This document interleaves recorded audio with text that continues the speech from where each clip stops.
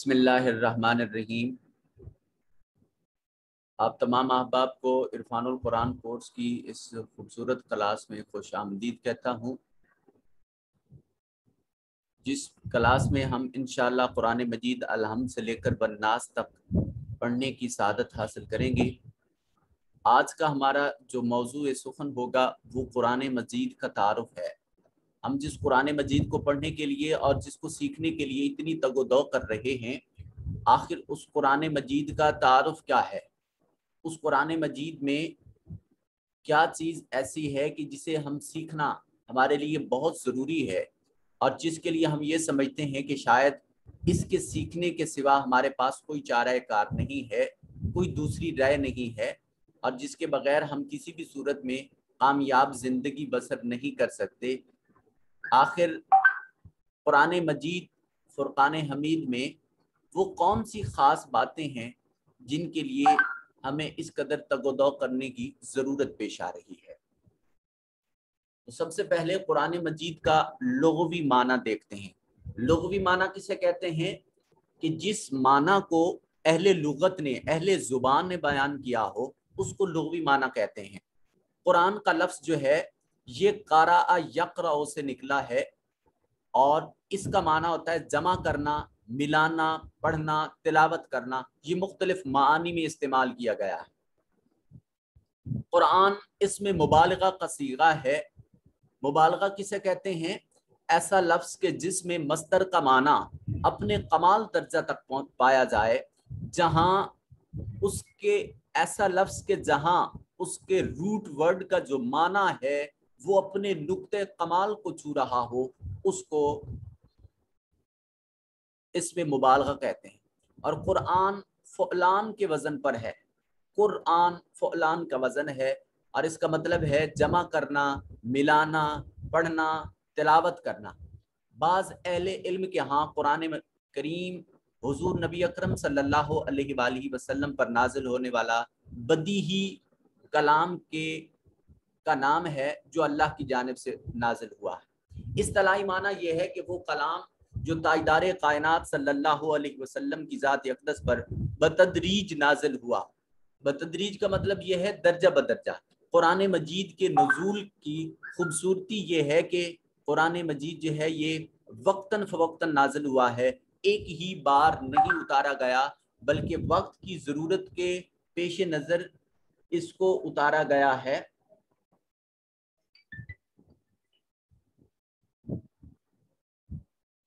وہ کلام جو حضور نبی اکرم صلی اللہ علیہ وآلہ وسلم پر بتدریج نازل ہوا، اور پھر وہ حضور اکرم صلی اللہ علیہ وسلم سے ہم تک نقل ہو کر تواتر کے ذریعے پہنچا ہے، اس کو ہم قرآن مجید کہتے ہیں۔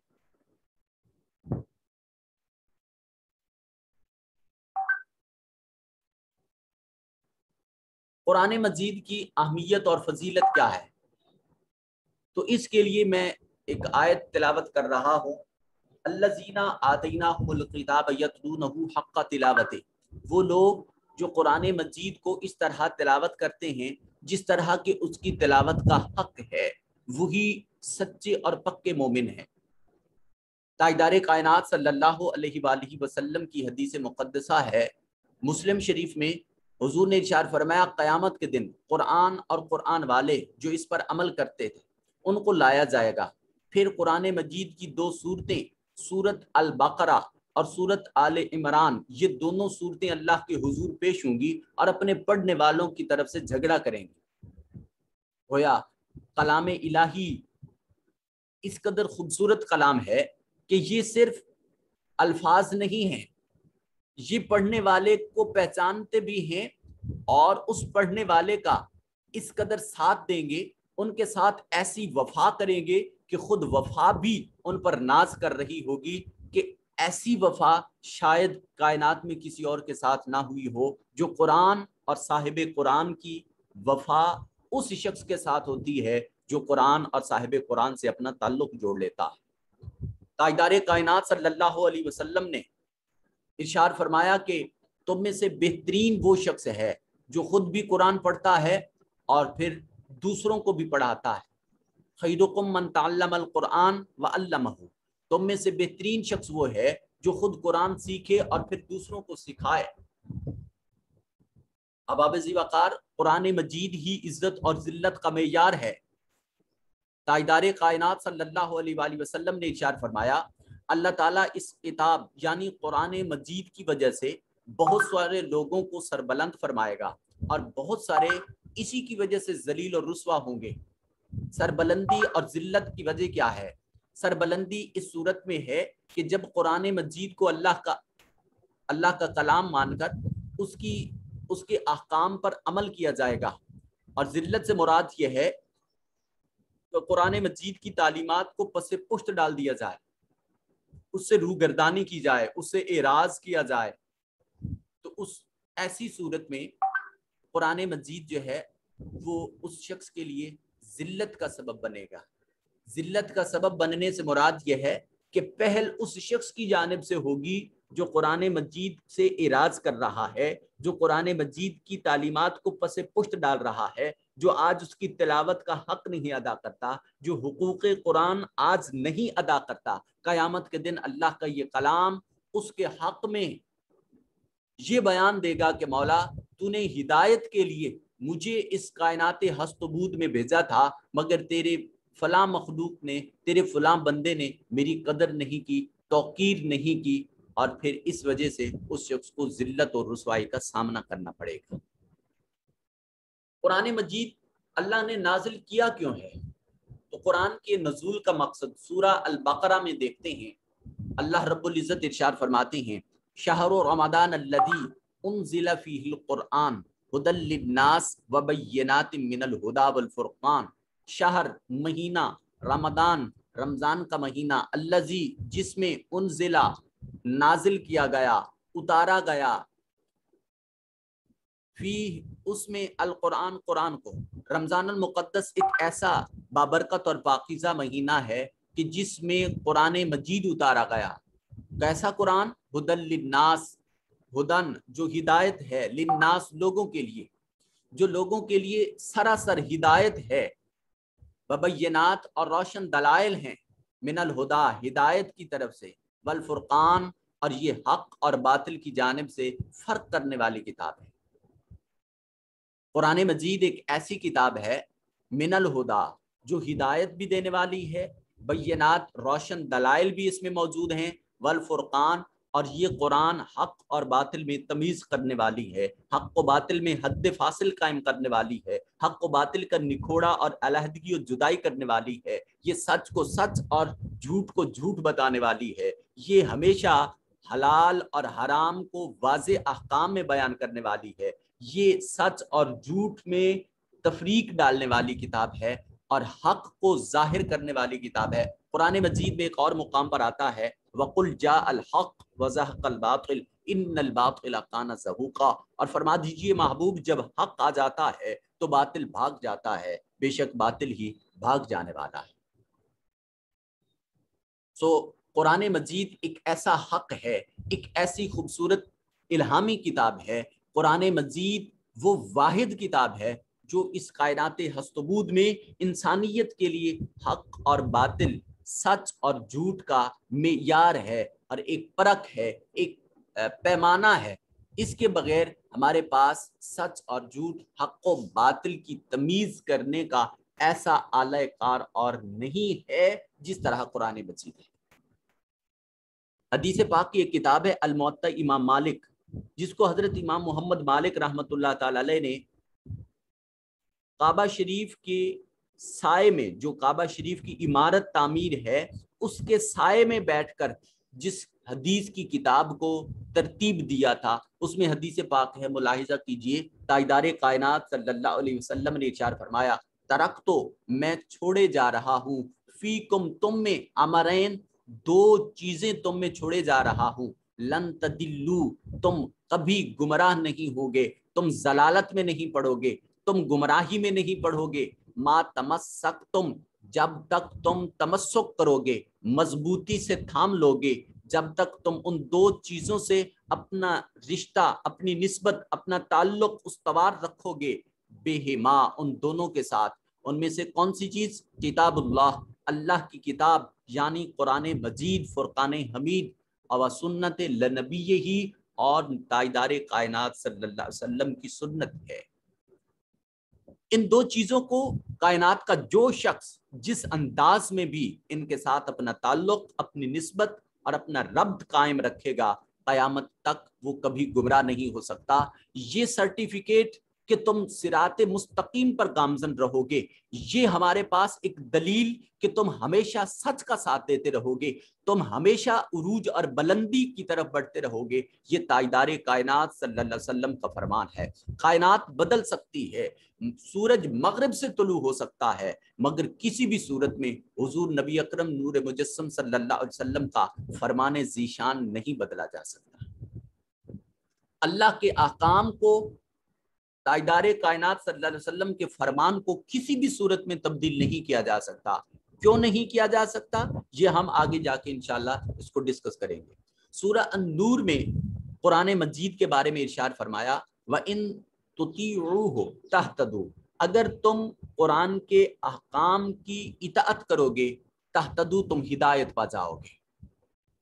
تو قرآن مختلف مقامات پر کیٹیگوریکلی ہمیں یہ سمجھا رہا ہے، ہمارا یہ کنسپٹ کلیئر ہو رہا ہے، یہ تصور مضبوط، یہ عقیدہ راسخ کیا جا رہا ہے کہ اگر تمہارا تعلق قرآن مجید کے ساتھ ہے، تم رجوع قرآن کر چکے ہو، تو پھر سمجھ جائیے کہ عروج کا سفر شروع ہو گیا ہے، پھر بلندی کی جانب تم پلٹ آئے ہو۔ اور اگر تم یہ راستہ چھوڑ دیتے ہو تو پھر ہمارے پاس کوئی ایسا ضابطہ نہیں جس ضابطے، جس قانون اور جس تجربے کے ساتھ ہم صراط مستقیم پر گامزن ہیں۔ امام مسلم اپنی کتاب مسلم شریف میں حدیث پاک نقل کرتے ہیں، تاجدار کائنات صلی اللہ علیہ وسلم نے ارشاد فرمایا تم قرآن پڑھو، اس لیے کہ قرآن قیامت کے دن اپنے پڑھنے والوں کے لیے سفارشی بن کر آئے گا۔ آپ چشم تصور میں لائیے، آپ یہ سمجھیں گے، اور ہم ایسی احادیث اور ایسی آیات سے بالعموم یہ سمجھ رہے ہوتے ہیں کہ قرآن پڑھنے سے صرف آخرت میں نجات کا سامان میسر آتا ہے۔ ایسا ہرگز نہیں ہے۔ اب یہاں دیکھیے کہ قرآن آخرت میں شفاعت کیوں کرے گا؟ اس لیے کہ دنیا میں جب بندے کا اس سے تعلق ہوگا، اور قرآن کا معجزہ یہ ہے، قرآن کی کرامت یہ ہے کہ وہ اپنے قاری، اپنے تلاوت کرنے والے اور اپنے حامل قرآن، اپنے نسبت کا اختیار کرنے والے شخص کو وہ اس قدر پہچانتا ہے کہ دنیا قیامت کی ہولناکی کو دیکھ کر سب کچھ بھول جائے گی، مگر قرآن اپنے صاحب کا، اپنے قاری کا، اپنے ربط قائم کرنے والے، اپنے ساتھ وفا کرنے والے کا چہرہ نہیں بھولے گا، اس کا نام نہیں بھولے گا، اس کی نسل نہیں بھولے گا، اس کا خاندان نہیں بھولے گا، اس شخص کو نہیں بھولے گا۔ اور قیامت کے دن وہ اللہ کے حضور، جب ہمارے اولاد ہمارا ساتھ نہیں دے رہی ہوگی، جب ہمارے بھائی ہم سے علیحدگی اختیار کر لیں گے، جب رشتہ دار، دوست، احباب، قبیلہ، خاندان سب کچھ چھوڑ چھاڑ کر چلا جائے گا، اس وقت بھی قرآن اس تعلق کو، اس وفا کو نبھا رہا ہوگا، وہ اللہ کے حضور ہماری شفاعت کر رہا ہوگا۔ امام ترمذی اپنی حدیث کی کتاب ترمذی شریف میں یہ حدیث پاک لے کر آئے ہیں، مشہور زمانہ حدیث پاک ہے، اور اس کتاب حدیث کے بارے میں محدثین کا کہنا یہ ہے کہ جس گھر میں ترمذی شریف موجود ہو، وہ یہ نہ سمجھے کہ حدیث پاک کی کتاب ہے، بلکہ وہ یہ سمجھے کہ قرآن مجید کے بعد سب سے اہمیت والی کتاب جو اس کے پاس موجود ہے وہ اس کے گھر موجود ہے، جس کا نام ترمذی شریف ہے۔ تاجدار کائنات صلی اللہ علیہ وسلم نے ارشاد فرمایا جس نے کتاب اللہ کا ایک حرف تلاوت کیا اس کو ایک نیکی ملے گی، اور اس ایک نیکی کا بدلہ کم از کم 10 گنا ہے۔ میں نہیں کہتا کہ الف لام میم ایک حرف ہے، لیکن الف ایک حرف، لام دوسرا حرف اور میم تیسرا حرف ہے۔ سبحان اللہ، تاجدار کائنات صلی اللہ علیہ وسلم نے کتنے عظیم حقائق سے نقاب کشائی کی ہے، اور حرف مقطعات کو ذکر کر کے یہ بات ثابت کر دی ہے کہ ایک لفظ جو حروف سے مل کر بنا ہوتا ہے، قرآن مجید کا وہ لفظ تلاوت کرنے سے ایک نیکی یا 10 نیکیاں میسر نہیں آتی، بلکہ اس لفظ کے اندر جتنے حروف موجود ہیں وہ لفظ جتنے حروف کا مجموعہ و مرکب ہے، اتنے حروف کو 10 سے ضرب دے لیں، جتنا آنسر آئے گا خدا تعالیٰ اتنی نیکیاں عطا فرما دیتا ہے۔ قرآن مجید کا جب ہم عمومی طور پر مطالعہ کرتے ہیں تو اس میں ہمیں 4 قسم کے احکام دکھائی دیتے ہیں: اوامر، نواہی، مباح اور قصص۔ قرآن مجید میں یہ 4 ہم ان کے احکام کو، قرآنی تعلیمات کو ہم 4 حصوں میں ڈیوائیڈ کر سکتے ہیں۔ اوامر وہ آیات ہوں گی جن میں اللہ تعالیٰ کسی کام کا ہمیں صریحاً یا اشارتاً یا کنایتاً یا رغبتاً حکم دے رہا ہے۔ نواہی وہ امور، وہ احکام جن کا اللہ تعالیٰ ہمیں واضح اشارتاً کنایتاً حکم دے رہا ہے کہ یہ امور انجام نہیں دینے، ان کاموں سے رک جانا ہے۔ مباح، قرآن مجید اجمالی کتاب ہے، اس کی تفصیل سنت و سیرت رسول صلی اللہ علیہ وآلہ وسلم میں موجود ہے، چونکہ یہ اللہ کا کلام ہے، اور جس طرح وہ صاحب کلام باعزت، باوقار اور سب کی سوچ اور سمجھ سے بالا تر ہے، اسی طرح جو کلام ہوتا ہے وہ متکلم کی صفت ہوتا ہے۔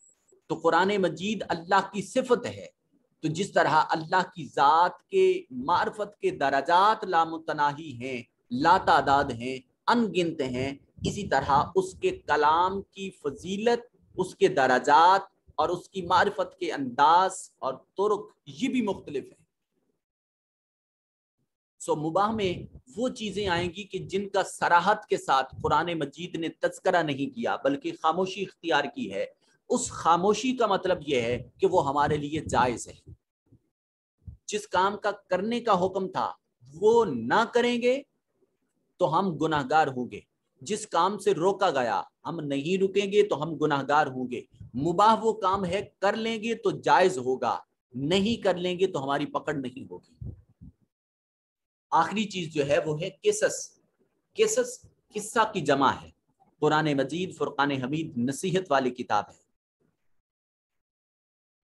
پہلوں کے قصے پچھلوں کے لیے عبرت کا نشان ہوا کرتے ہیں، تو قرآن مجید میں سابقہ امم کے قصوں کو بیان کر کے اس امت کے لیے ہدایت کا ایک بہترین سامان رکھ دیا گیا۔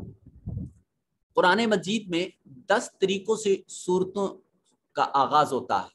قرآن مجید کی کل صورتیں 114 صورتیں ہیں۔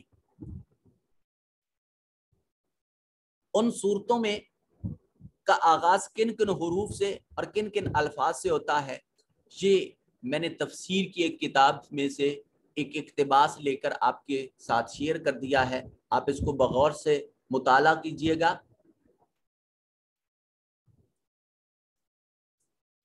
قرآن مجید دور جدید کی ضرورت ہے۔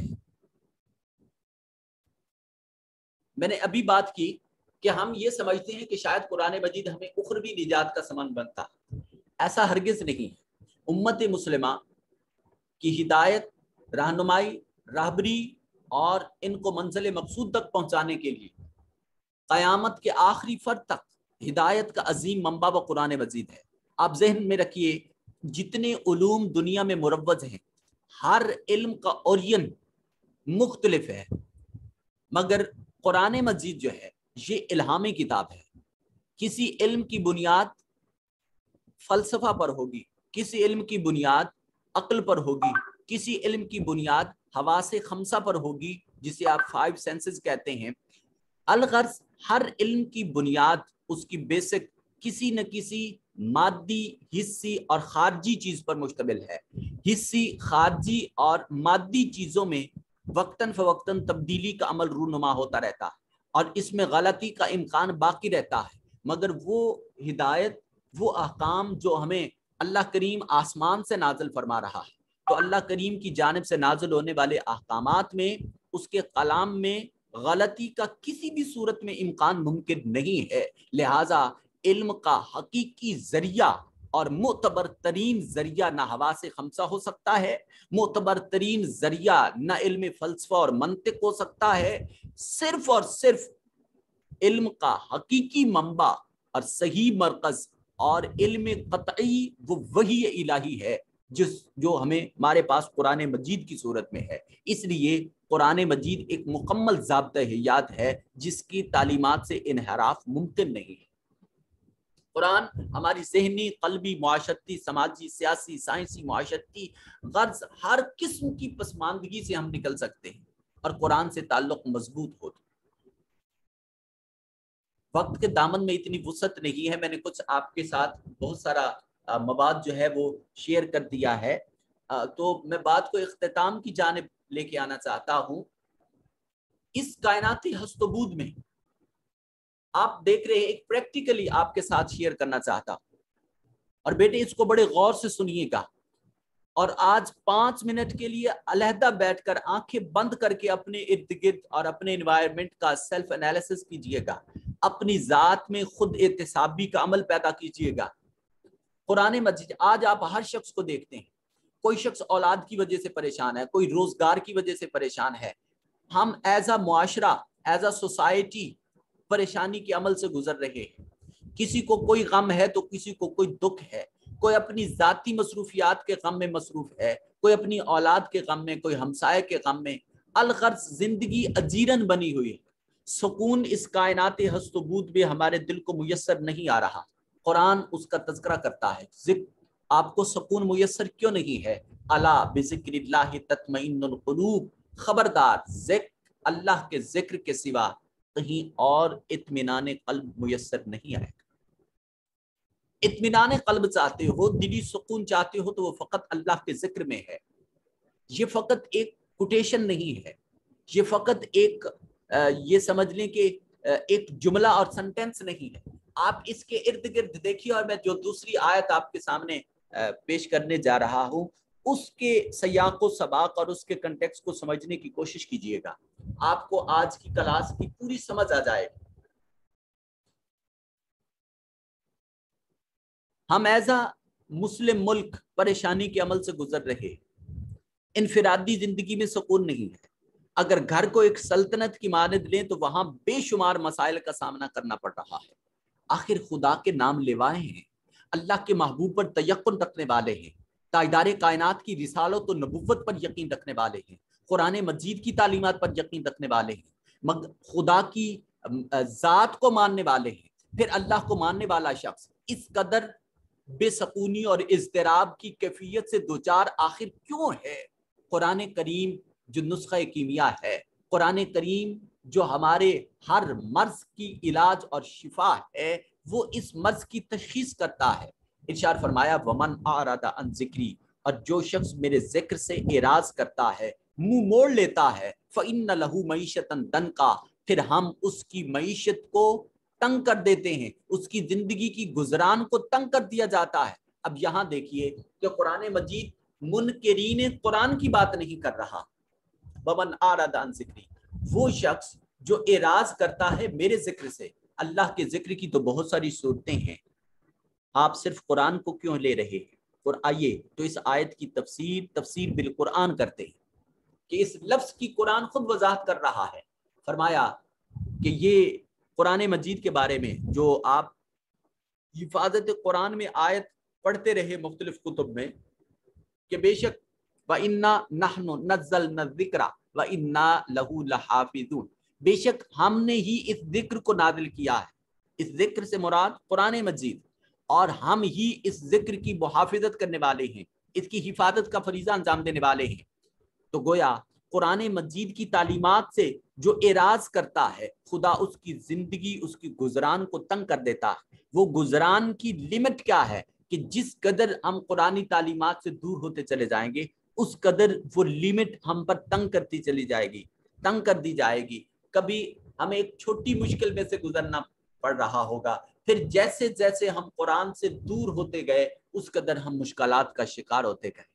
برکت رہے، غلاف میں بند رہے. جب بیٹی اپنے گھر میں چلی جا رہی ہو تو اس کو قرآن کے سائے میں گھر سے رخصت کر دیا جائے. جب کوئی مرض آئے تو ہم اس کے ایصال ثواب کے لیے، اس کی قبر میں برکات کے حصول کے لیے ہم تلاوت کرتے ہیں.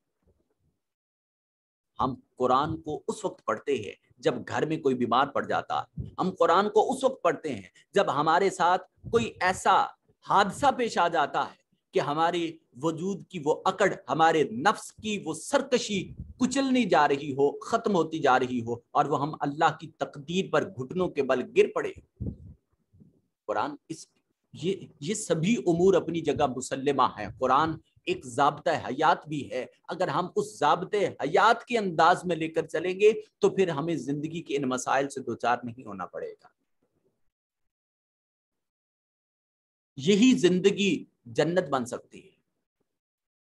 حضور نبی اکرم نور مجسم صلی اللہ علیہ وسلم کے حضور جب صحابہ کرام رضوان اللہ تعالی علیہ مجمعین زانو تلمس طے کرتے تھے تو راوی لکھتے ہیں کہ ایسے منجمد ہو کر، ایسے ساکن ہو کر بیٹھتے تھے کہ اگر پرندہ بھی ان کے سروں پر بیٹھ جاتا تو ان کو احساس تک نہیں ہوتا۔ وہ سکون قلب جو حضور کی کچہری میں میسر ہوا تھا، جہاں وہ نسبت رسول موجود تھی، وہاں وہ احکامات الہیہ کا جو نزول تھا، وہ نزول قرآن کی برکت اس مجلس پہ ہوا کرتی تھی، جس کی وجہ سے وہ صحابہ کرام اتنے قلبی اطمینان کو محسوس کیا کرتے تھے۔ اور بعد از وصال تاجدار کائنات صلی اللہ علیہ وسلم صحابہ کرام رضوان اللہ تعالی علیہ مجمعین اسی طرح قرآن مجید سے متمسک رہے، قرآن مجید سے اپنا تعلق مضبوط رکھا، استوار رکھا۔ اور یہی وجہ ہے کہ وہ معاشرہ جو اس وقت اس زمانے میں جاہل اور اجڑ معاشرہ تصور کیا جاتا تھا، وہ رشک خلد بن رہا ہے، وہ ساری امتوں کے لیے ہدایت کا مرکز اور منبع بن رہا ہے، وہ پوری کائنات کے لیے ایک ضابطہ حیات اور ایک دستور العمل کی حیثیت رکھ رہا ہے۔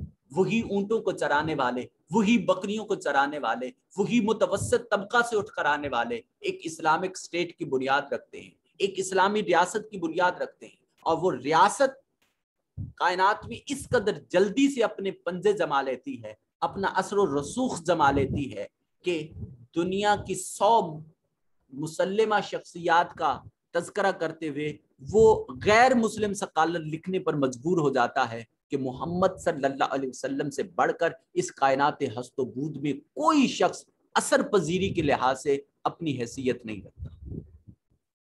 وہ دراصل اصل پذیری کے پیچھے جو محرک تھا وہ قرآن مجید ہے، وہ احکام الہی ہیں جو تاجدار کائنات صلی اللہ علیہ وسلم نے جن کی بنیاد پر اسلامک اسٹیٹ کی بنیاد رکھی، اسلامی ریاست کی بنیاد رکھی، اور اس ریاست کا پھر باقی ریاستوں کے ساتھ جو تعلق تھا، جو لین دین تھا، جو معاملات تھے، اور جس انداز میں ان احکام میں، اس نظام میں تبدیلی رونما ہوئی، وہ ہماری آنکھوں میں اور ہماری تاریخی اوراق میں سنہری حروف سے مرقوم ہے۔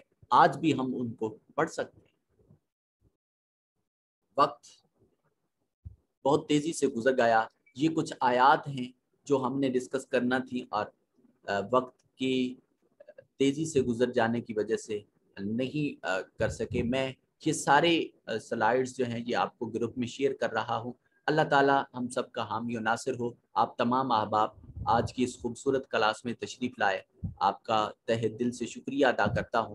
دیکھیے، ہمارا جو سب سے بہترین طریقہ کار ہے وہ انشاءاللہ کل کی کلاس میں آپ دیکھ سکیں گے کہ ہم قرآن مجید کی چند آیات لے کر اس پر حصہ تجوید اپلائی کریں گے، اس کے بعد ہم ان کا ہر لفظ کا علیحدہ ترجمہ کر رہے ہوں گے، اس کے بعد ہم با محاورہ ترجمہ کی جانب بڑھیں گے، پھر اس میں موجود جو تفسیری نکات عام فہم انداز میں ہو سکتے ہیں وہ آپ کی خدمت میں پیش کیے جائیں گے۔ تو اس کلاس کو یقینی طور پر اپنائیے، لوگوں کو اس کی طرف دعوت دیجیے۔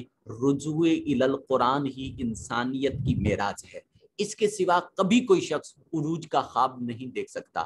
آپ تمام احباب اس کلاس میں تشریف لائے، میں بار دیگر آپ کا صمیم قلب سے شکریہ ادا کرتا ہوں، اور جن احباب کو میں کلاس کے دوران رپلائی نہیں کر سکا ان سے معذرت، چونکہ توجہ بڑھ جاتی ہے، تو ابھی کلاس کے بعد میں آپ کے تمام سوالات کے جوابات دے سکتا ہوں، مگر آپ مجھے اس دوران میں نہیں، چونکہ ہمارا 30 منٹ کا وعدہ تھا اور 33 منٹ ہو چکے۔ آپ اپنے جو واٹس ایپ گروپ ہے وہاں مجھے کوئی بھی سوال ہے تو آپ وہاں مجھ سے پوچھ سکتے ہیں۔ والسلام علیکم ورحمۃ اللہ وبرکاتہ۔